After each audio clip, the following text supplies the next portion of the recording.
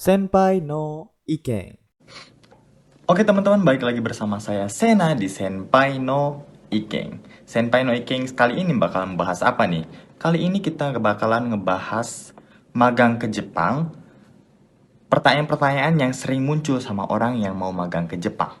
Oke, yang pertama itu batasan umur. Batasan untuk magang ke Jepang itu biasanya dari usia 19, 18 juga ada sih biasanya. Ya, usia 18 tahun sampai usia 25 tahun. Itu yang paling sering dicari. Tapi kadang ada yang nyampe 28 tahun juga, bahkan lebih. Tergantung perusahaannya mau nerima atau enggak. Tapi yang paling banyak dicari itu yang umurnya 19 sampai 25 tahun. Itu untuk magang. Magang itu 3 tahun.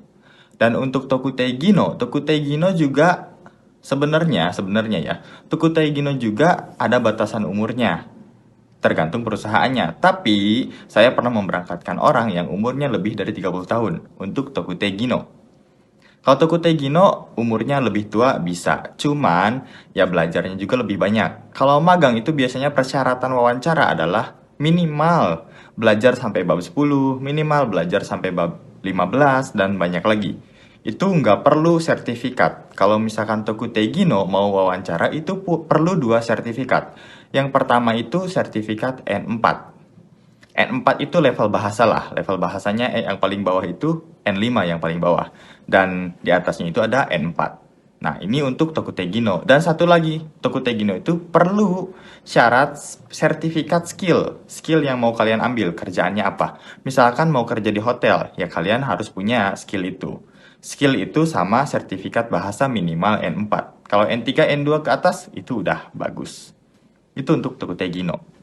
Dan lagi, berapa lama sih proses belajarnya? Proses belajar itu setiap orang beda-beda. Daya tangkap orang itu beda-beda. Ada yang cuma tiga bulan udah bisa, bahasa Jepangnya udah lancar. Ada yang sampai 3 tahun pun nggak bisa bahasa Jepangnya ada. Jadi kalian tinggal tes ke diri sendiri aja. Kalian mampu nggak belajar cepat gitu.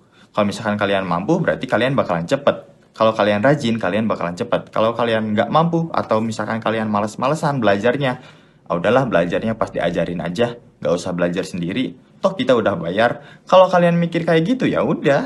Kalian pasti bakalan lama belajar bahasa Jepangnya gitu. Dan yang terakhir itu berapa lama prosesnya dari awal sampai berangkat. Yang pertama pasti belajar bahasa Jepang dulu. Tapi kalau untuk yang magang, biasanya belajar baru.